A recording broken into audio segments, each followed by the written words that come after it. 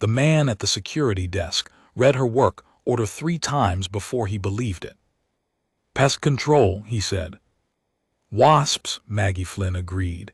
She'd been saying it all the way through the gate. "Somebody called about wasps. Your ground crew's getting stung out on the south apron. I'm here to make them stop getting stung. It's a whole skill, turns out. I gotta call somebody." "You always do." She set her sprayer down on the hot floor and waited, because waiting was most of the job, in pest work as in widowhood. Through the glass behind him, a wall of August heat sat on the airfield like a hand, the kind of Gulf Coast heat that turned the tarmac to taffy by noon and brought every stinging thing in 3 counties out to see what all the warmth was about. It was the heat that brought the wasps. It was always the heat. Ray would have known the man's name by now. Ray had known everybody's name. That was half of what made the business work, the other half being that he could find a nest behind a wall by laying his palm flat and feeling for the warmth of them moving. 2 years gone and people still called the office asking for him. "Is Ray coming out?" And Maggie would say, even, every time Ray passed, "But I've been doing the routes with him 15 years. I'll take good care of you." And half of them would book and half of them would say they'd think about it and call a man instead. She'd kept the name on the truck, FLYNN Pest. People assumed the Flynn was him. She let them mostly. It was easier than the conversation. A different man came down to collect her, harried, in a high-visibility vest with sweat rings already blooming at 7 in the morning, a radio on his hip going off every 40 seconds. "Pete Lasky," he said, "maintenance," and he walked fast and talked faster and clearly regarded the wasp situation as the 11th most urgent thing on a list that was all on fire. "We got guys refusing to work the stand," he said, leading her out a door into the heat. "Unions involved now. Somebody got stung on the eyelid Tuesday, whole thing swelled shut, and now nobody wants to push a tug out there, and I can't say I blame 'em, but I also can't run an airline if my guys won't go outside." He glanced at her sprayer at her, did the math everybody did. "You done this before." "At an airport." "Wasps don't know it's an airport," Maggie said. "They think it's a real good place to build a house. Show me where." He took her out toward the far end, past the gates with the jet bridges, to a stretch of remote parking stands where aircraft sat nose to tail in the sun with their windows shaded and their doors sealed, sleeping. And as they walked, she started to notice the other thing about the place, the thing that had nothing to do with her, the way a cluster of people in different uniforms and a few in no uniform at all, just polo shirts and lanyards, were swarming one particular regional jet at the end of the row like ants on a dropped popsicle. Ladders, open panels up by the nose, a portable canopy rigged for shade, laptops on a folding table. A woman in the middle of it with her arms crossed, and the specific stillness of someone who has been wrong in public for a long time and is bracing to be wrong again. "What's all that?" Maggie said. "That's above my pay grade and most everybody's," Pete said, and didn't slow down. "That's a problem we are not allowed to talk about. Your wasps are over here." The wasps were exactly where she'd have put money they'd be. She found the main activity inside a hollow steel stanchion at the edge of the stand, one of the posts that held the ground power cables off the deck, warm metal, a sheltered cavity, a little drainage hole at the bottom just the right size for a front door. Paper wasps, a good-sized colony, irritable in the heat. Routine. She'd have it knocked down and treated in an hour, and the union could go back to pushing tugs. But while she was rigging up, pulling on her gloves, she kept catching the other thing out of the corner of her eye. Not the paper wasps, something quieter. On the underside of the jet bridge canopy, and along the railings of the boarding stairs parked nearby, and she walked a few steps to be sure, on the bodies of the airplanes themselves, up under the wings and around the little protrusions near the noses. There were the small, distinctive, tube-shaped mud structures she'd been pulling out of barbecue grills and water meters and porch light fixtures her whole working life. Mud daubers. Not aggressive, not what the union was mad about. Solitary wasps, the tidy, obsessive bricklayers of the insect world, and what they did, the only thing they did, the thing they were built to do, was find a tube, any tube of about the right diameter, sheltered and warm, and pack it full of mud and spiders for their young. A pipe, a hose, the barrel of a hose nozzle left in the sun, anything that looked like a tunnel to them. She stood there in the heat looking at the airplanes for a moment longer than the wasps required, then put it out of her head and went to deal with the colony she'd been paid to deal with. It wasn't her business. None of that end of the row was her business. She'd learned a long time ago, longer than the 2 years since Ray, to keep her eyes on her own work, because nobody likes the exterminator who has opinions. She'd knocked down the paper-wasp colony and was treating the cavity when she heard the raised voices carry down the row. It wasn't a fight quite. It was the cousin of a fight, the worn-down version that happens between people who have been losing the same argument for weeks. The woman with the crossed arms, Maggie could hear her now, a clipped, precise voice fraying at the edges, was saying something about no fault found again, the unit tests clean on the bench again, and a man was saying something about the regulator's patience, and a third voice, lower, a woman's, said one flat sentence that cut under the others. I know what my airplane was telling me. I'm not going to keep saying it was in my head. Maggie looked up.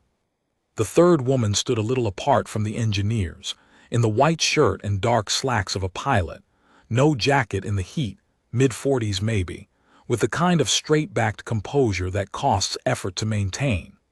She had the look of someone who'd been standing at the edge of other people's expertise for a long time, being talked about in the third person, being managed.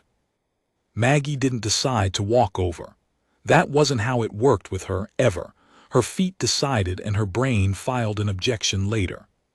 She finished sealing the cavity, peeled a glove, and found herself drifting up the row toward the canopy with a casualness she didn't feel, until she was close enough to see the laptops and the open panel, and the small forest of multicolored wires the engineers had pulled out near the nose. You can't be over here, a young man in a polo clipboard, anxious. This is a restricted. I'm the wasp lady, Maggie said, which had the same effect it always had, which was that he relaxed and stopped seeing her, because a wasp lady was not a category of threat his clipboard had a box for. She kept her eyes on the open panel and the wires, and beside it, the slim forward-pointing metal probe sticking out from the side of the fuselage near the nose, a tube, maybe pencil-thick, angled into the wind. A pitot tube. She didn't know the word. She knew the shape. It was a tube of about the right diameter, sheltered up under the curve of the nose, warm from the sun, sticking out into the open air like an invitation. Does that one have a cover on it when it sits out here at night? Maggie said, to nobody, to the young man, to the air. He blinked. What? That little tube, front of the plane. At night when these sit out here, does anybody put a cover on it? The pitot. No, that's their heated. They don't, ma'am, this really isn't. What is she doing here? The woman with the crossed arms had turned. Dr. Gail Renner, Maggie would learn the name in a minute, would learn she'd flown in from the manufacturer, that she'd led the investigation team, that she had 100 people in 3 weeks and a fleet's reputation riding on her finding the answer, and that she had not found it.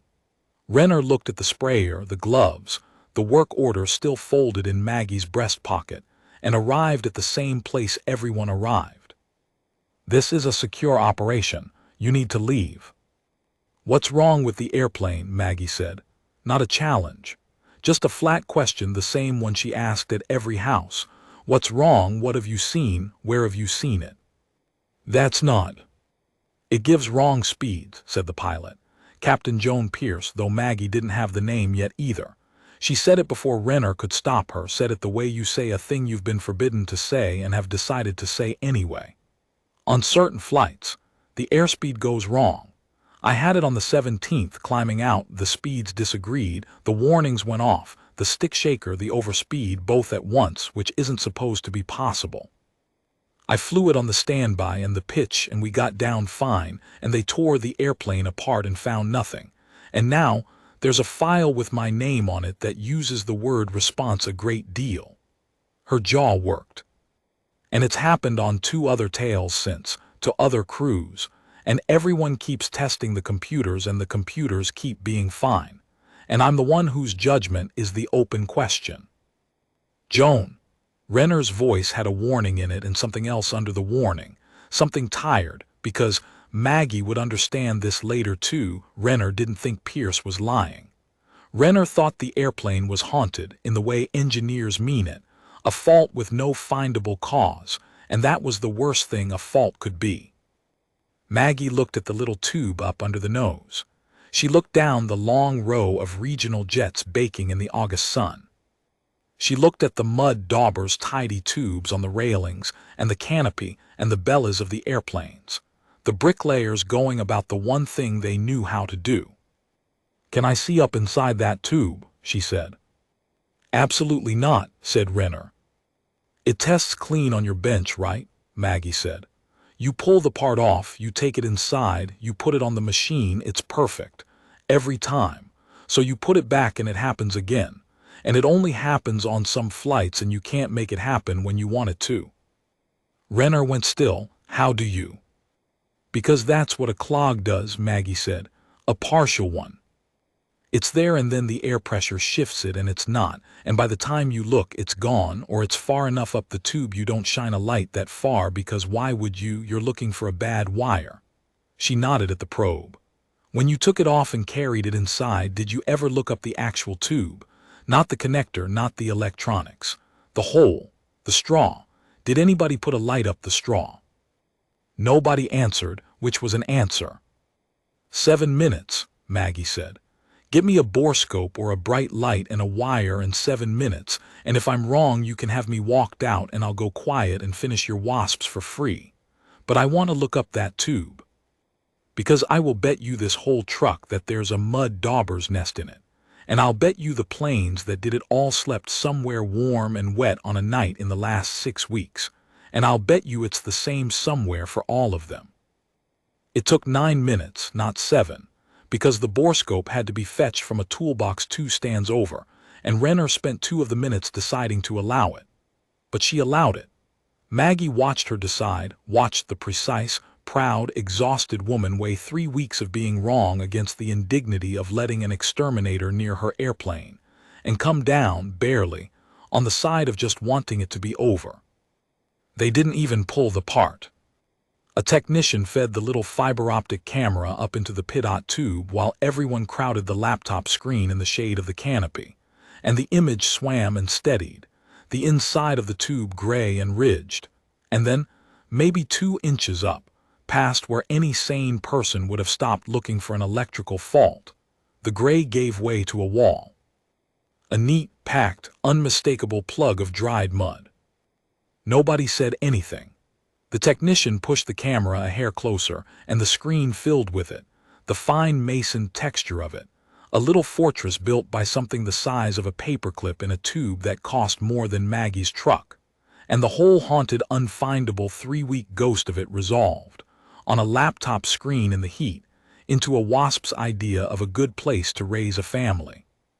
"That's," the young man with the clipboard started and stopped. "Mud dauber," Maggie said quietly. "She'd have packed it with little paralyzed spiders too if you went up far enough, food for the grubs." She straightened up. "It's not solid all the way, see how the air still moves a little, that's your some flights. On the ground, sitting still, no airflow, your bench reads it perfect because the pressure equalizes through the gap. Up in the air with real air slamming into it, the plug acts like a one-way thing, traps pressure, lies to your instruments. Then a hard maneuver or a pressure spike shifts it, and for a minute it reads true again and then it lies again. That's not a haunted airplane. That's a wasp doing exactly what God built it to do, in the one tube on Earth nobody told it to stay out of." Renner was staring at the screen. When she spoke her voice had lost the clipped edge. What was under it was the bare exhaustion of someone watching 3 weeks of their life rearrange around one image. "We checked the probes. We checked them on every aircraft. The covers, the heaters, You checked that they were clean from the outside and clean on your machine," Maggie said, not unkindly, because she'd watched Ray be wrong enough times to have no appetite for the pleasure of it. Nobody looks up a straw for a bug when they've got 100 engineers and a software theory. It's beneath the problem. I get it. It's the same reason people pay a man to rewire a whole porch when there's a wasp in the light fixture. The small dumb answer feels insulting next to a big expensive problem, so the eye slides right past it. She nodded at Pierce, who hadn't moved, who was looking at the screen like it was a thing she'd been told for weeks didn't exist. Where do these planes sleep? The ones it happened to. You'll find it's the same place. Somewhere hot and damp. Mud daubers need wet dirt to build. They follow the mud. Pete Lasky, who had drifted over and gone very quiet, said slowly, "Coastal turn. Brenham layover. The overnight stand at Brenham backs onto a retention pond. It's a swamp out there in August. We've complained about the—" He stopped. He pulled out his phone. The 17th, Jones Tail. It rained at Brenham the night before. Let me the other two events. His thumbs moved. The canopy held its breath. Both of 'em, both tails, Brenham the night before. He looked up. Every single one slept at the swamp. Renner did not thank her, not right away, and Maggie didn't expect her to. People who have staked their standing on the hard answer don't take to the easy one with grace. They take to it the way you take to cold water, all at once and with a sharp breath, and the warmth comes later or it doesn't. What Renner said after a long minute looking at the mud on the screen was, "We'd have found it," quiet, almost to herself. "Eventually, we'd have got to physical obstruction once we'd exhausted the—" "Sure," Maggie said. "Once you'd run out of expensive things to suspect, you'd have gotten round to the cheap one. That's just the order people look in. Rich problem, you check the rich answers first." She started coiling her hose. No shame in it. You needed somebody who spends all day on her knees looking up holes for bugs. That's a whole different set of eyes.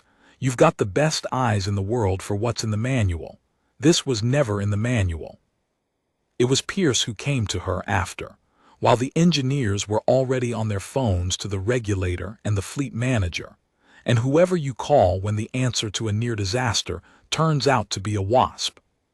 The captain stood in front of Maggie with her straight back and her composure, and underneath it's something coming apart in a slow, controlled way. The way a person comes apart when a weight they've been carrying alone for weeks is suddenly, without ceremony, lifted off them by a stranger. "They were going to retire me," Pierce said, quietly. "Medical. There were going to be questions about whether I should be in the seat at all. 22 years, and they were going to walk me out the side door for handling an emergency that I was right about." Her voice didn't break, but it bent. "I knew what the airplane told me. I have known every day exactly what it told me, and there has not been one person in 3 weeks who looked at me like I wasn't either lying or losing it." She stopped. She seemed to need to. "And it was a wasp. The wasp lady walked up off the wasp job, and a sound that was trying to be a laugh and didn't have the materials. Thank you. That's not a big enough thing to say, but thank you." "You want to thank somebody. Thank whoever was getting stung on the eyelid," Maggie said. "If your ground crew hadn't gotten mad enough to call a wasp truck, I'd never have been within a mile of your airplane." She looked at the captain, this composed, wrecked, competent woman who'd flown a lying airplane down to the ground on her hands and her nerve, and then been blamed for the lie. "You weren't losing it, you flew it down. You did the part that's actually hard, the part the wasp couldn't touch. The finding it was easy, the flying it was you." She finished the wasps. That was the part that struck her after, telling it to Wyatt that night over fish sticks, that she'd solved the thing on the laptop screen and exonerated a pilot and rerouted. She'd find out later, an entire fleet's overnight parking, and then she'd gone back and finished knocking down the paper-wasp colony in the stanchion and treated the cavity and signed the work order, because that was the job she'd been hired for and it didn't do itself. "Did you see inside the engine?" Wyatt wanted to know. He was 8 and he kept a jar of beetles on the windowsill that she pretended not to know about, and he had strong feelings about which bugs were misunderstood. Mud daubers, as it happened, were on his list of the misunderstood.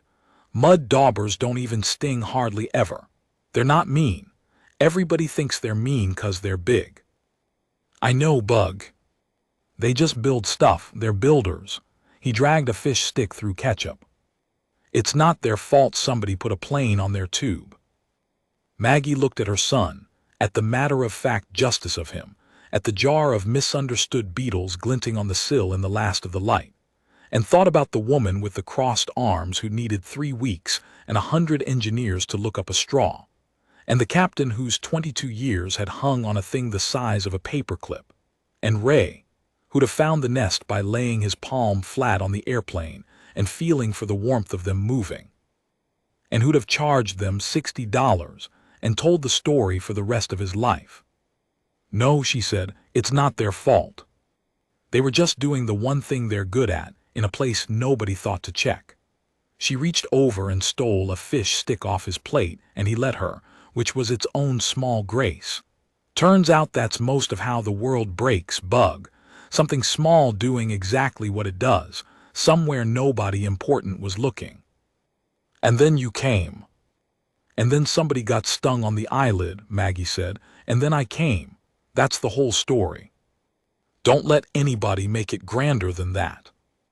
But Wyatt had already decided it was grander than that, the way 8-year-olds decide things, all at once and for keeps, and he told it at school the next week as though his mother had personally caught a wasp out of the sky with her hands, and Maggie didn't correct him, because there are worse things for a boy to believe about his mother, and because the truck still said FLYNN, and for the first time in 2 years it felt a little like it said *her.